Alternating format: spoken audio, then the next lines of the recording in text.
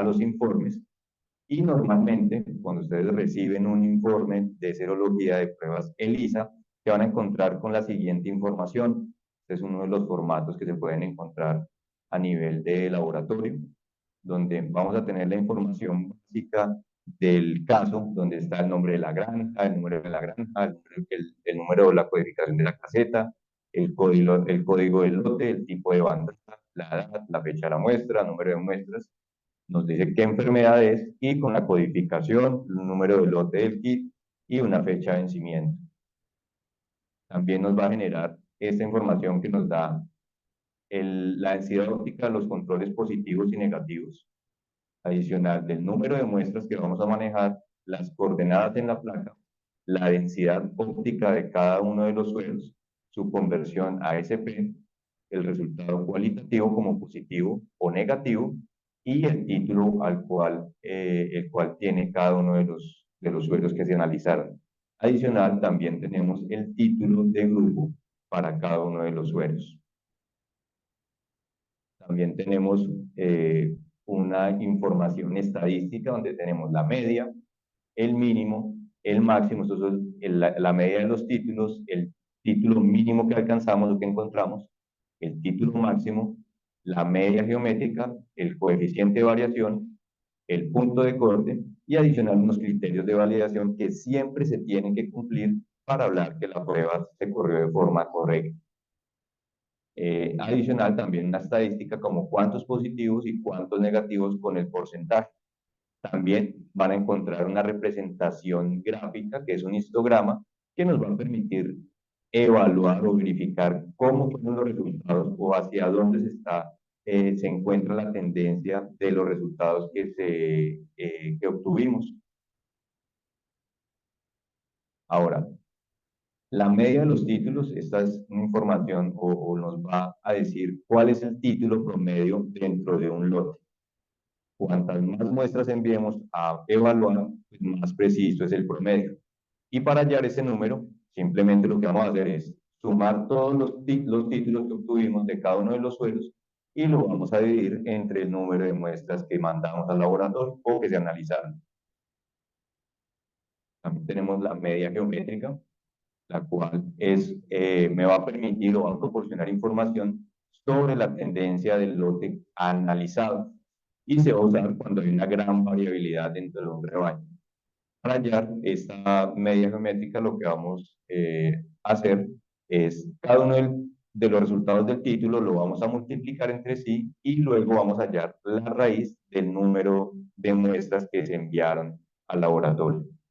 Importante tener en cuenta que siempre el título debe ser mayor a 0, porque si multiplicamos cualquiera de estos números por 0, nos va a dar 0, y sacar la raíz cuadrada, la raíz del número de un 0, pues nos va a dar error, entonces no vamos a poder calcular.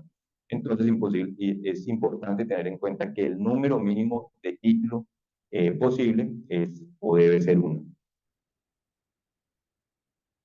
También tenemos el coeficiente de variación, que es una medición de la uniformidad del lote. Esta proporción de la desviación es la proporción de la desviación estándar sobre la media.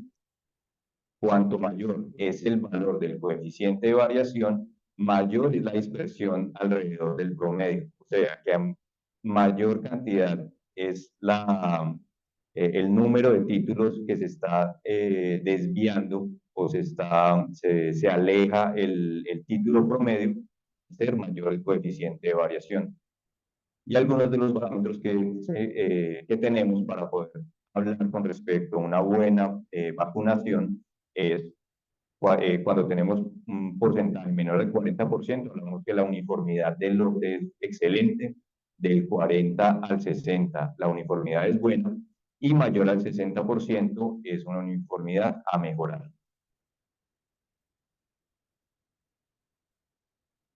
También tenemos el grupo de títulos que, como les decía, nos va a permitir crear este tipo de gráficas que nos va a facilitar la interpretación de los resultados. Nos va a permitir clasificar los títulos similares en grupos y se puede generar un resumen en forma de histograma. Este es un ejemplo de cómo se pueden agrupar los títulos para cada enfermedad, para ver un tipo de agrupación diferente. Y para empezar, pues el grupo 0 va a ir del título 1 o 0 hasta el punto de corte, y de ahí en adelante se van a ir dividiendo del punto de corte hacia adelante, y cada uno, cómo va a funcionar cuando hacemos la interpretación de los resultados, es que donde caiga el título o el título que obtenga para cada uno de los suelos, a ingresar a cada uno de estos grupos y se va a ir sumando en el histograma. El histograma va a estar formado por un número de grupo en el eje de las X, y en el eje de las Y va a tener el número de sueros que se encontró.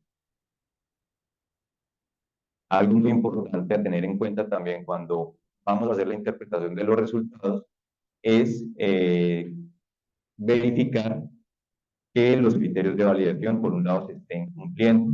Dependiendo el kit, van a haber unos criterios de validación como que el control positivo sea mayor a 0.25, en este caso, en este resultado fue 0.637, lo cual me da que es correcto, y adicional, la media o la división entre la media del control positivo dividido la media del control negativo tiene que ser mayor a 3, en este caso el resultado es 14.16, lo cual me dice que los criterios de validación se están cumpliendo.